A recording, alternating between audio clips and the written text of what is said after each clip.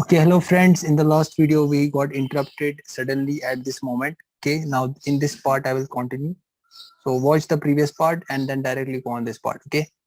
So I was discussing how this obstruction, myocardial contractility, I was discussing, and I told you ventricle muscle mass is important for myocardial contractility. Autonomic nervous activity is also affecting the myocardial contractility. If your body is having some surge of hormones, chemicals in the blood, that will also control your ventricular contractility. Heart rate is also going to, your myocardial contractility depends on the heart rate. It depends on the drugs. Okay, I will be discussing those. Out of that, I started with the first one was the ventricular muscle mass, and I told you the muscle mass is important to have a nice contractility. The simple example I gave you was in the gymnasium, that you were holding a weight and you were lifting it and you were doing a contraction. Okay, and once you were doing a flexion of your elbow, the more weight you can lift by what? By getting more muscle mass, isn't it? If you have nice muscle mass, what will happen? You will can lift more things. Okay, same thing. This heart can take the load, the blood load, the preload or the afterload, whatever it has to do. It's only possible if it is having an adequate ventricular mass. Now I was giving you an example is I had a thrombus here. Thrombus means I got a clot here. Now what will happen? The perfusion to this area, the perfusion to this area will get no perfusion, no blood perfusion will happen. It's not getting any blood.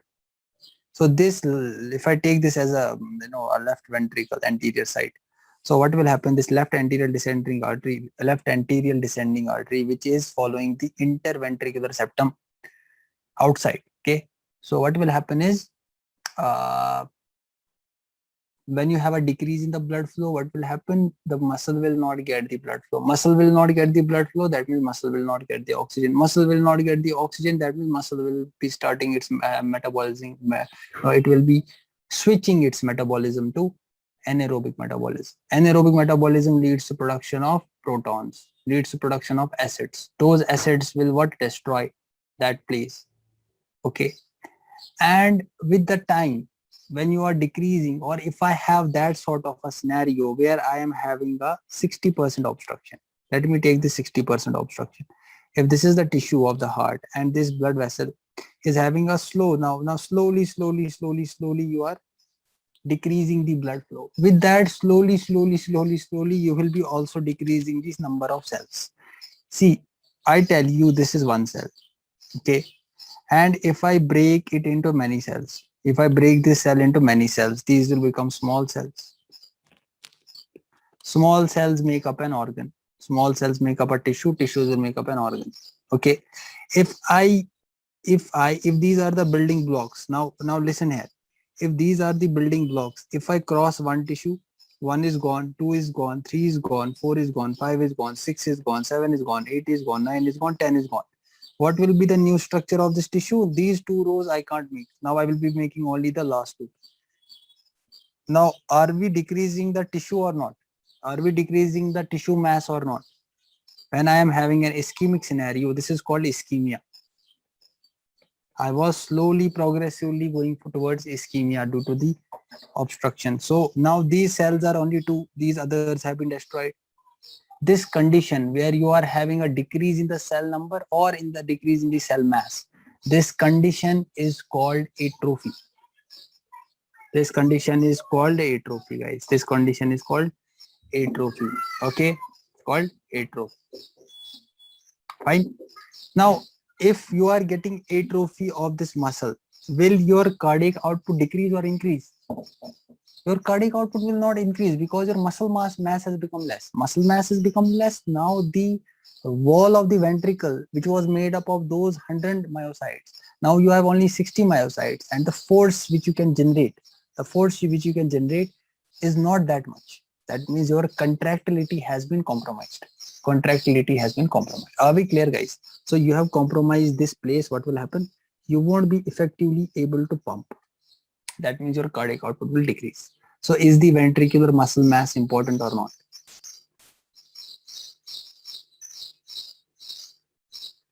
Okay. Now I give you an example. You know the athletes which are running. You know these athletes, isn't it? They have they have a good they have one nice advantage. Other disadvantage I will tell you. If they stop running, they will die of heart failure. If they stop running, I will teach you that in the future classes, they will die of heart failure. So they have to continue their exercises, whatever they have been doing from their athletic career. In that career, they have to continue that career. You know, they have to run so that they don't get a sudden cardiac, sudden cardiac death or sudden cardiac arrest. Now, what happens is it's a simple principle. The person who goes to the gym every day will one day have a big muscle, isn't it? Now, some people think that I will get muscle in one day. That's not possible, isn't it? Everything works on a logic, isn't it? It's not magical. So the person who is running every day, his calf muscles will get enlarged, hypertrophy. That's called hypertrophy. The growth of the muscle will get increased. Okay. The thing which you are doing every day will increase your length. Whatever you do, that increases your mass. If you study every day, it increases your brain. If you understand the concept nicely, you will have improvement. That's what is happening. Now, a person who is an athlete, he's running every day. What will happen? He is actually exercising his heart. His heart muscle will be getting hypertrophy. Not, I will not say hypertrophy, but you know, the muscle mass will increase to some extent. The muscle mass will increase to some extent. You know, I am running. So every day I am contracting, relaxing, increasing my heart rate, oxygenating also my heart. You are taking oxygen inside, you are giving more oxygen to the heart also. Heart needs oxygen, isn't it? So that oxygen, will actually, make it more, healthy, isn't it? So in case of in this athletic life also, they have an increased muscle mass. So they will have a physiological hypertrophy. So in athletes have a physiological physiological hypertrophy.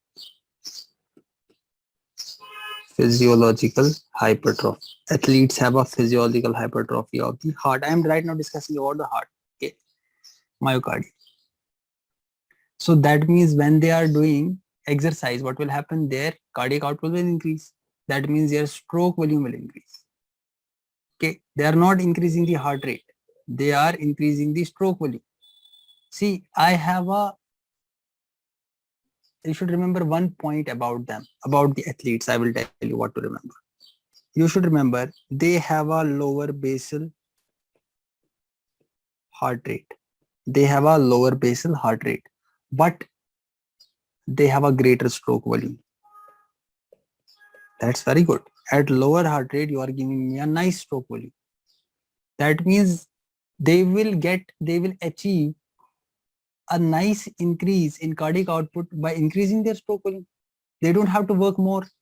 My heart rate, see, normally in me, I have to increase my heart rate. I have to increase the number of pumps I'm doing per minute to give more blood. But in these people, the heart is so well, decorated with their physiological everyday processes that they don't want to increase their heart rate.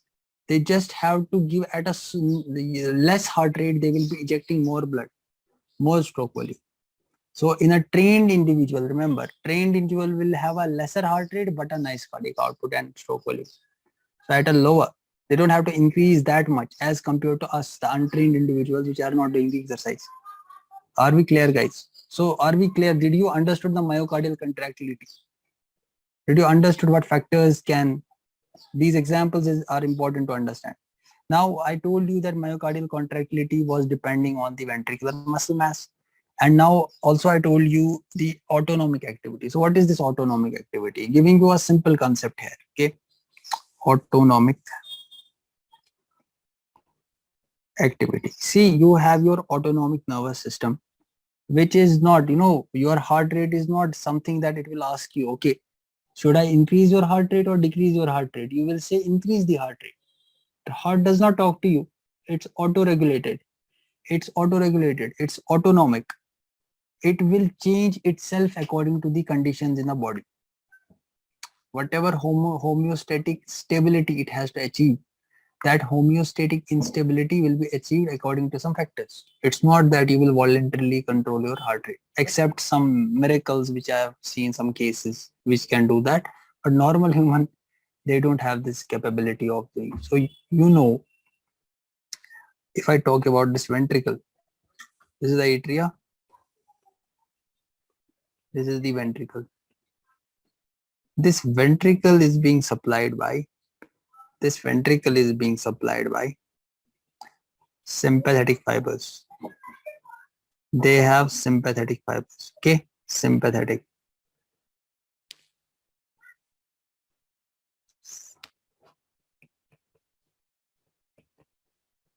I hope you remember sympathetic is something emergency, something sort of a thing that I have to do something. What happens? These sympathetic fibers, we call them as the receptors present all over the heart. You should make this diagram. Make a diagram like this. Make a diagram like me. Make a diagram. These adrenergic nerve fibers. If a nerve fiber is secreting adrenaline, what will I say? I should not say adrenaline perfectly. I should say noradrenaline. Okay. I will let you understand the difference in CNS. Okay. But tell me, if a nerve fiber is secreting noradrenaline, can I say this nerve fiber is an adrenergic nerve fiber? If a nerve fiber is secreting acetylcholine, I will say the nerve fiber is cholinergic fiber. Let me write that. So easy to understand. Once we give you the concept, your brain will move in that direction. Simple. It's simple.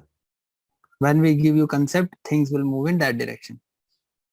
So this is a cholinergic nerve fiber. Means this is a cholinergic nerve fiber, means it is what it is doing. It is secreting acetylcholine. Easy. If a nerve fiber is secreting, if a nerve fiber is adrenergic nerve fiber, that means this nerve fiber is secreting adrenaline or noradrenaline, I should say, preferably noradrenaline. Okay. So this nerve is a sympathetic nerve. This nerve is a parasympathetic nerve. Easy. This nerve is a parasympathetic. This nerve is a sympathetic. Easy. Sympathetic. Now come back here. Now, if you are talking to an organ in the body, you should have some receptors. If this is a cell, this cell should have some receptors so that it can receive that signal, isn't it? And there should be someone who should be coming here and it should be stimulating this or inhibiting whatever it wants to do. The message which should come should be through the receptor, isn't it? Mostly is receptor is everywhere. Mostly things are going through the receptor except some places. Very nice. So we have some receptors that I will be teaching you in the CNS. For the first year people, I am making it simple. Now these receptors, remember, heart is decorated by beta 1. What you should make a diagram. Everyone I show you this diagram should be made on your copy and you should decorate it with this so that you can remember it. Decorate it like this. Mostly ventricular myocardium, more supplied by beta 1 receptors. Beta 1 receptor is an adrenergic receptor. That means which hormone will come on this receptor? Which hormone will stimulate this receptor? Yes, guys, adrenergic receptor. If it is an adrenergic receptor, which hormone will stimulate it? Beautiful answer. Noradrenaline or norepinephrine. This will come here and stimulate. What is the activity of sympathetic nervous system? Does it increase the heart rate or decrease the heart rate?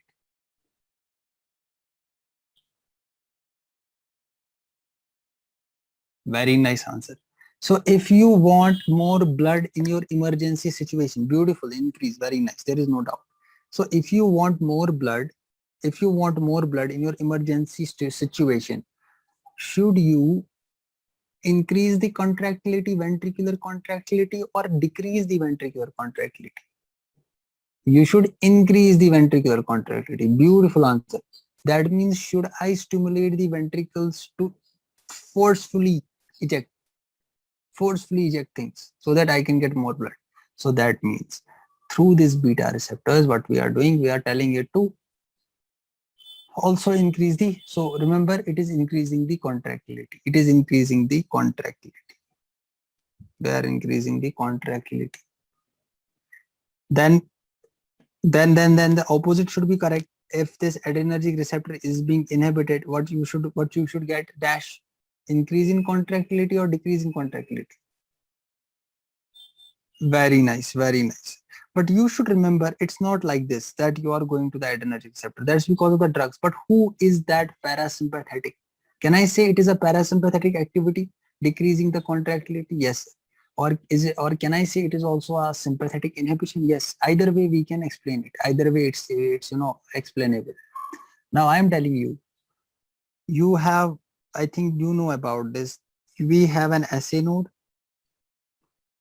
We have an SA node. I am making it blue because these are parasympathetic, and I have an AV node. I have an AV node. Okay.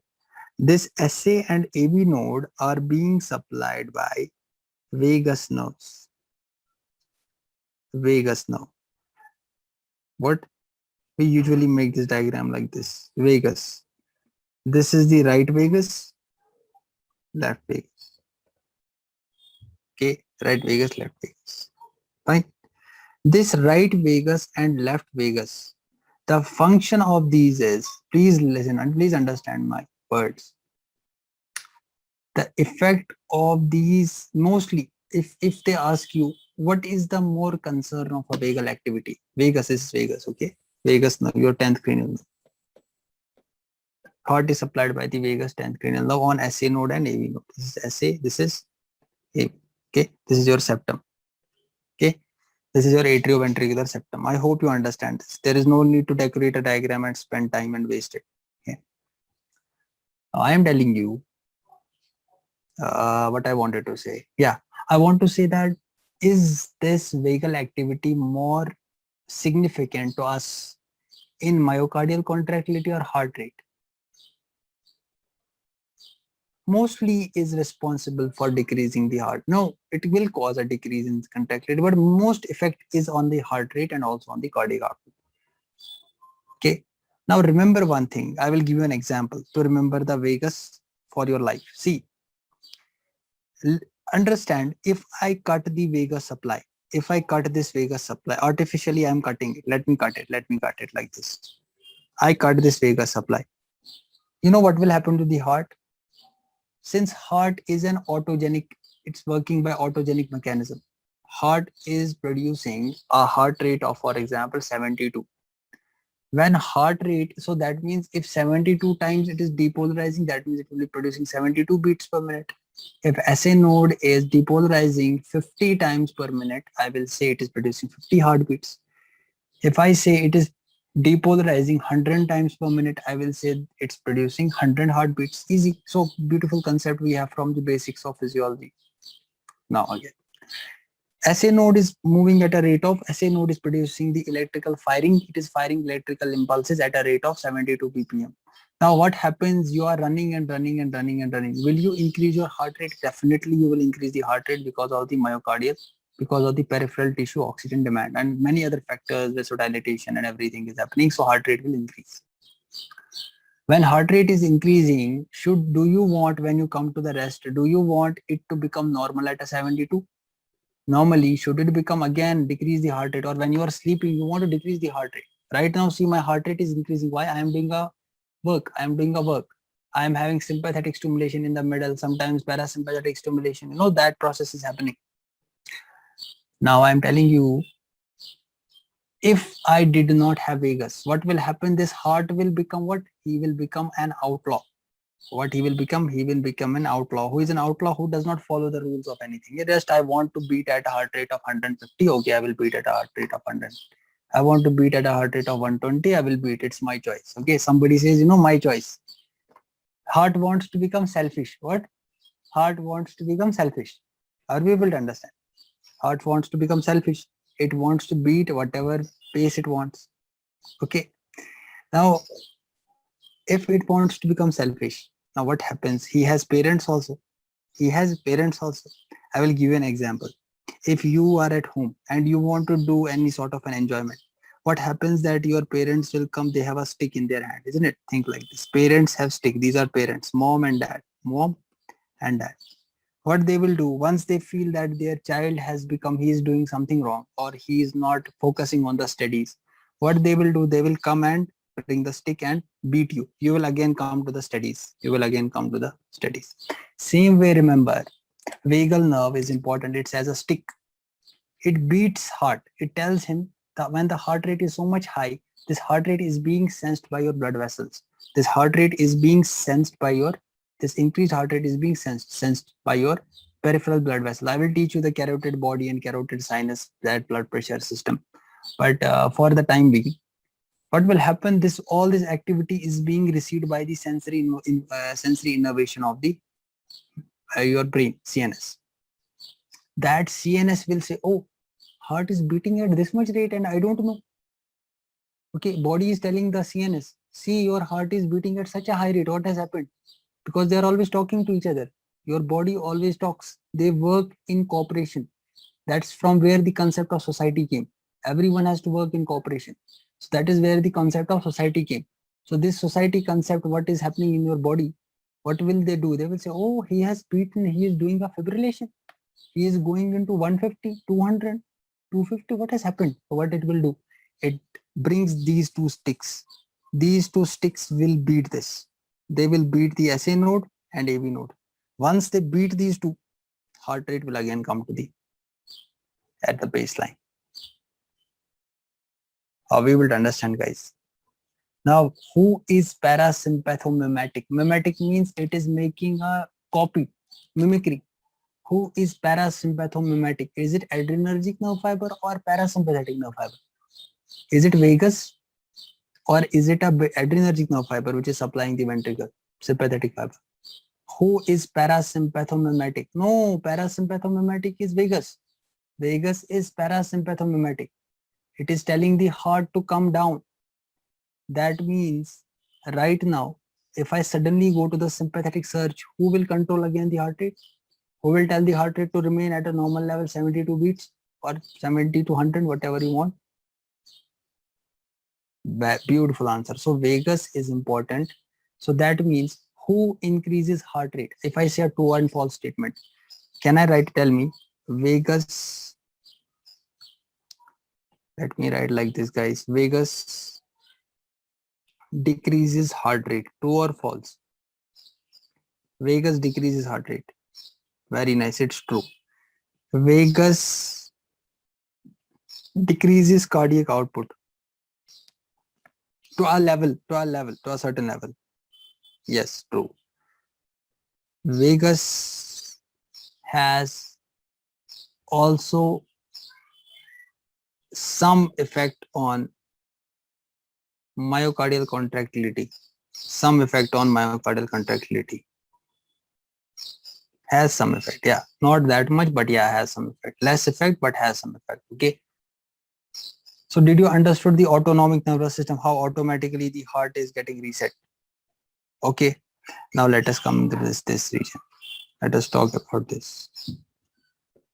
So guys, tell me, what was the other factor we wrote? Can anyone of you tell me? I don't remember. What was the other factor I told in the series? I want the series because I know it is hormonal, autonomic, blood, drugs, chemicals, but you hormones. Okay, let us talk about the hormones. Okay, so that it remains in your brain in that manner. So hormones. Let me zoom it for you. Okay, have you understood this? What we were talking from the above to below? Yeah, I'm just making you to look at this. Okay, what we read, so that your brain gets the map. Okay, now see hormones. The main thing is to understand. See, writing is not everything. We have to understand. The more I speak, the more you will understand. The more I start drawing and everything, you will get lost. I have to only draw that thing which is significant. Rest is everything is in your books. The thing is we have to make you understand so that it remains in your mind, in yourself. You don't have to open the copy. You can yourself explain the things. Hormones, if I talk hormones, we have many hormones. So hormones, see, catecholamines. What are your endogenous catecholamines? Who can tell me? Endogenous means your body produces. Endogenous, I have taught the second year people. Endogenous is and. I have taught you how to remember. Endogenous catecholamine is and see, and this is and adrenaline or epinephrine, you can also call it. Noradrenaline, dopamine. Adrenaline, noradrenaline, dopamine. Adrenaline, noradrenaline, dopamine. And endogenous means produced by your body. Endogenous catechol, they have that catechol thing. So if they say you what are the endogenous catechol, you should say and what and. Are we clear, guys? This is how you can remember. Otherwise, you won't remember it. That's why I made it like this. This is my own way of learning. Okay. Now, endogenous catecholamine have a role on your heart. See, catecholamines, if I talk about catecholamines in general, catecholamines are positively inotropic. Positively inotropic. I hope you understand what is positively inotropic. I don't have to explain, isn't it? I have taught in the previous. They are positively inotropic. That means which receptor they will work on. See, I will teach you first thing. This receptor for this was M2. M2 receptors are present through which it was doing the repolarization or hyperpolarization. But what were the receptors on the heart? Did I made it? Beta 1. You have to decorate this heart with beta 1. You have to decorate this heart with beta 1. All over the ventricles you have beta 1, beta 1. But M2 is where? M2 is where? Where is M2? SAAV. SAAV. Are we able to understand? Beta 1, beta 1, beta 1. Decorate it like this so that you can remember. Beta 1. Make it on the above. Beta 1, beta 1, beta 1. Decorate it like this to remember for life. Okay. Now see, now you tell me if it is positive inotropic, should I stimulate M2 or beta 1? I want to become positively inotropic. Which receptor should I go? You will tell me. See, you are beautifully answering. At only the first year level you are answering. That's a very good thing. So that means positively inotropic things should go to the beta 1. You should stimulate the beta 1. Okay, very nice. See what happens. Remember, this beta 1 receptor works by which protein? Who will tell me? G stimulatory. I will teach you this in endocrine. Don't worry. But for this time, you have to remember something. Is it GS? Is it GI? Is it GQ? Beautiful answer. So I hope you know this. I hope everyone knows this. It is. Anyone having any doubt with GS? Isn't it? GS. So you have GS. It is GS coupled. Now you will say, sir, what is this GS? To make you understand that thing, see, this is your cell and you have an external receptor. You have an external receptor. The thing is that when you will be getting a hormone here, this hormone is connected inside with another switch. That switch is the internal switch of your room. So that switch is called secondary messenger. Secondary messenger. Who is the primary messenger? This. Who is the secondary? Inside. But who conveyed the message to the secondary? The receptor. So secondary messenger, the switch is called GS. They can be of various types. The switch can be at your home like this, GS. Another switch can be GQ. Another switch can be GI. This is different types of houses I will be teaching you in endocrine to make your life easy. Now, we have couples. We have couples. You have one brand. This brand will only work with this brand. Like you have a Apple Pencil. With which tablet will this work? Will it work with a Microsoft tablet or will it work with an Apple tablet? It will work with an Apple tablet. It's compatible with this, isn't it? I'm telling you a general normal thing.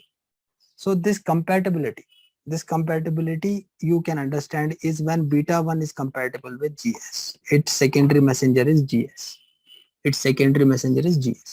What is the final function of GS, sir? When beta 1 gets stimulated, it stimulates the GS. GS means stimulatory. S means stimulatory. That means yes, sir, going towards something. So from GS, it increases cyclic AMP. What? This chart should be on your tip of the tongue. Beta 1 stimulates the cyclic AMP. I will be giving you the minor details later. Just remember right now for this moment. Okay, I'm interrelating things. Whenever you stimulate beta 1, you are going to increase the GS. This GS increases the cyclic AMP. What is GS? How you increase, by the way? Can anyone of you tell me? How can you increase the cyclic AMP? Is there any enzyme? So where is the enzyme? Is it here or here? Is the enzyme at number A or number B? Not adrenaline cyclase, it is adenylyl cyclase, adenylate cyclase, you can say. So where is that? Where is that?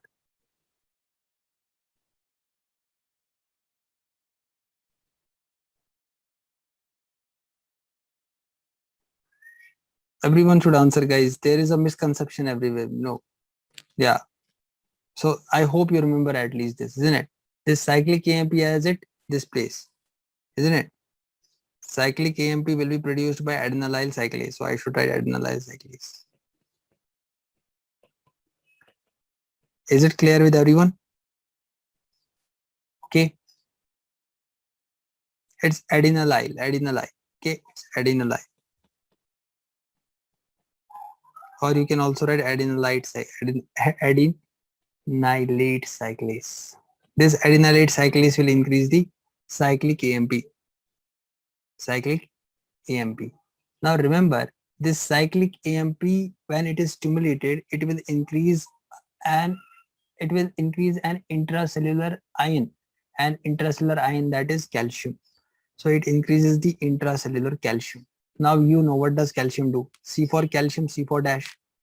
C for calcium, C for dash. Interaction. Now you will tell me, I will write, okay? Beta 1 is stimulated dash. Beta 1 stimulated dash. How GS, very nice. Then very nice. Then enzyme.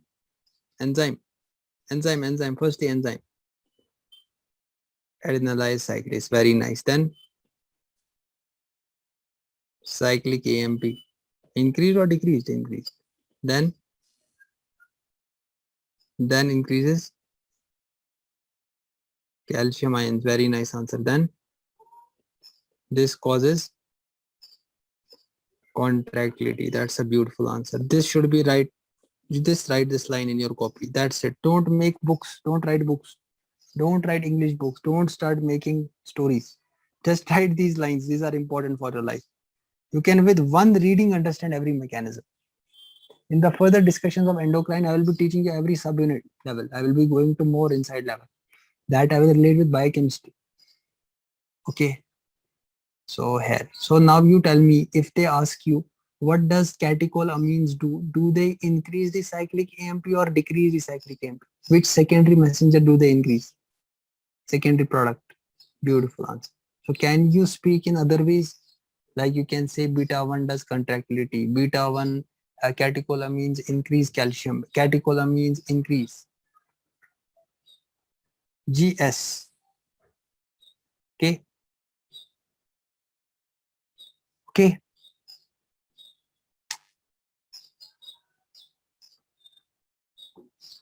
Because you are stimulating it. So this will become your switch. Okay. Beta 1 switch. Beta 1 switch is S. Okay. From outside you switched on something, inside the impulse should happen. Okay. It can't go inside. It can't go inside. It has that catechol ring. Only lipid soluble things can pass. Only lipid soluble things can pass. The receptors, there is a principle. The receptors for the lipid insoluble compounds should be outside the cell. And the receptors for lipid soluble compounds should be inside the cell. If a compound is lipid soluble, a hormone is lipid soluble, it can directly go inside, like your progesterone, isn't it? It can directly, it's a steroid hormone. I'll be teaching in biochemistry. So the secondary messenger will be, what? The secondary messenger will be this. If you want to speak for secondary messenger, you can say CAMP, okay?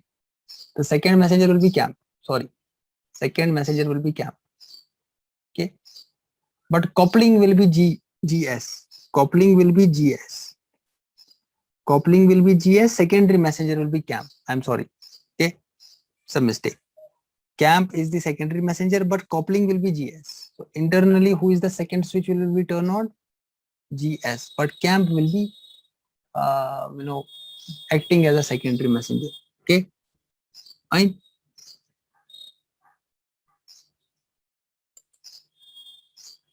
Okay.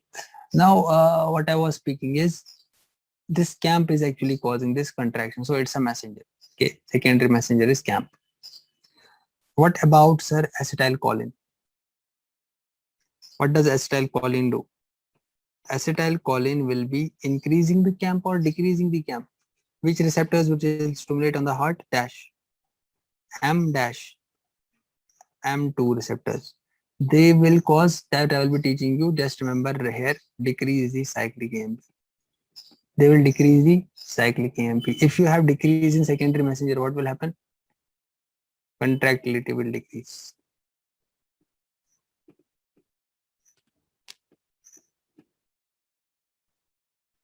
Understood? What about, sir, insulin? What about insulin? What is the effect of insulin if you put it on the heart? It is positively inotropic. Insulin is positively inotropic. What about glucagon? Glucagon? Glucagon increases camp. Glucagon increases camp. Okay. Glucagon is basically increasing the camp. It's increasing the camp, and this camp will be, once you are increasing the camp, definitely you are a potent inotropic agent. You are a potent inotropic agent. So we are using this glucagon in the, sometimes if you want to increase our myocardial performance, if you want to increase the myocardial performance in the clinical setting. Yes, yes, yes. So glucagon also increases intracellular camp. Insulin is positively inotropic. It's not actually increasing straight away that camp, but I will be teaching you the mechanism of insulin. Okay. So you just have to remember insulin is positively inotropic and glucagon is increasing the camp. It's also positively inotropic. Both are positively inotropic, but the mechanism for glucagon is camp. Okay. I have taught you, I think, in the biochemistry. Okay. I'll be teaching you that again. Don't worry. Just here, just give some little correlation. Thyroxine. What is thyroxine doing? Thyroxine has 2 or 3 mechanisms to increase your cardiac output. First thing is it goes to your beta 1 receptors and stimulates. That you know the story, what will happen after you stimulate the beta 1. Okay. Second thing, where will it do? By the way, in the nodes, and also in the ventricular muscles.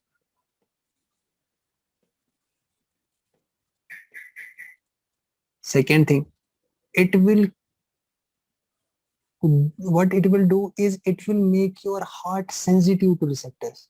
Once thyroxine is high, your heart will become sensitive. Even just one molecule touches it, it will increase the heart rate. Are you understand? So it increases the sensitivity. Sensitivity to what? Sensitivity to what? Catecholamines. Who will do their work? Catecholamines. But sensitivity will be catecholamines. Increase sensitivity to catecholamines. Okay. Increase sensitivity to catecholamines. Suddenly what happens is, okay, catecholamines. Third mechanism is that it will increase your, do we know the myosin ATPase? I have taught you in the physiology. So myosin ATPase is increased. Myosin ATPase. If you increase the myosin ATPase, what will happen? It will, where is the myosin ATPase? Ventricular muscles. In the ventricular muscles, you have myosin ATPase, which will increase the contractility. Why is this happening? Which will increase the myocardial contractility. Contractility. Fine. So what are the drugs or what are the chemicals which can actually increase? You know, when you are taking a coffee or a tea, in your tea, you have xanthines. Xanthines, one of that is theophylline, which is present in the tea. Or in the coffee, you have caffeine. So these theophylline and caffeine, what they do, they are both positively inotropic. That's why you get a kick sort of a thing when you drink a tea or something. You know, you feel that something. But in the later on, it makes you fatigued also. But yeah, that initially it will be increasing that. So what it does is, now you tell me, do you want to increase the cyclic AMP or decrease the cyclic AMP? You want to increase. But remember, it's not increasing the cyclic AMP. It indirectly increases. How? If you want the CAMP levels to remain increased in a cell, you already have a CAMP level. But if you want to remain it for a long period of time, should you inhibit the enzyme which is metabolizing it or not? If an enzyme was metabolizing it and destroying it, should you inhibit that enzyme or not? So you have phosphodiesterase. Remember this much. I will teach you in detail. I don't want to go in detail because we are right now learning about this. So phosphodiesterase. Phosphodiesterase is cutting this CAMP. When you have phosphodiesterase, you will not have CAMP. When you don't have phosphodiesterase, you will be having CAMP. So should I have a drug which will inhibit this phosphodiesterase enzyme? And the phosphodiesterase enzyme inhibitor is your theophylline. So what do your theophylline do? This T, it will inhibit your phosphodiesterase. Let me write the enzyme. Phosphodiesterase. So when you inhibit the phosphodiesterase, you will be having an increased CAMP level because CAMP is being metabolized by this. So will you have more amounts of those calcium? Will you have more amounts of myocardial ventricular contraction? Yes, sir. So this is how. So can you now say that it is directly increasing the CAMP? No. That's what is the difference of speaking. Otherwise, I could have also taught you that insulin is increasing the CAMP, but it's not increasing. It's indirectly causing that. That's why the word which I use, you should write that only. Don't write directly in your own words that it is increasing the CAMP. It is indirectly increasing the CAMP. Directly means if something came here and increased the CAMP. This is indirect, that I am inhibiting this thing and persisting the levels of CAMP and persisting the levels of CAMP. Is it clear? Fine. Now, what things can depress the myocardial contractility? What things inhibit myocardial contractility? What things inhibit the myocardial contractility? Number one, myocardial contractility is being inhibited by increased levels of carbon dioxide in the blood. That is called hypercapnia. Hypercapnia will depress. If you have more carbon dioxide in your blood, you will be suppressing the myocardial contractility. Hypoxia. What is hypoxia? Decreased level of oxygen in the tissues, in the myocardial ventricular cell. That will be suppressing the myocardial contractility. Acidosis. What is acidosis? If the pH of your blood becomes less than 7.35, we say it is acidosis. If the pH of your blood becomes less than, so what is the normal pH of blood? 7.35 to 7.45, isn't it? This is your normal pH of the blood. Normal pH. I will be teaching you in detail the ABG, arterial blood gas, how we decide a patient is in metabolic acidosis, metabolic alkalosis, respiratory acidosis, respiratory alkalosis. That is what we are doing in the intensive care unit every day. Okay. So this is pH less than 7.5. Okay. I'll be making a big video on, because many people confused about this acidosis and alkalosis. So I'll be teaching you the medicine treatment. In the past, for second year people, I have taught them only the ways. Up to one level you are reaching and then diagnosing. So what is the further course of management? That I will be telling you also. Don't worry.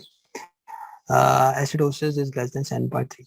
Or you are giving the patient an anesthesia. You have given patient general anesthesia. General anesthesia. This will also suppress the heart. Any microbial toxins or any toxins, they will be inhibiting or suppressing this myocardial activity. So should I get concerned when there is hypercapnia? Should I get concerned when I have hypoxia? Should I get concerned when I have acidosis? Should I get concerned when I have general anesthesia? I should monitor the heart also. Isn't it?